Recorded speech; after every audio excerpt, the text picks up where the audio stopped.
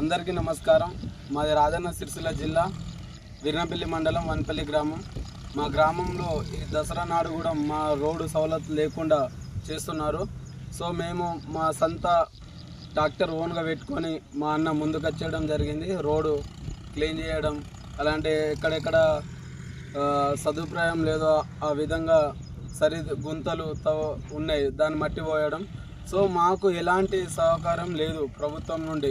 గత ప్రభుత్వం మాకు ఎక్కడెక్కడనో మేము తిరిగినప్పుడు మా రోడ్ శాంక్షన్ అయినాయి. ఈ ప్రభుత్వం కూడా ఎలాంటి రెస్పాన్స్ లేదు, పట్టించుకుంటలేరు.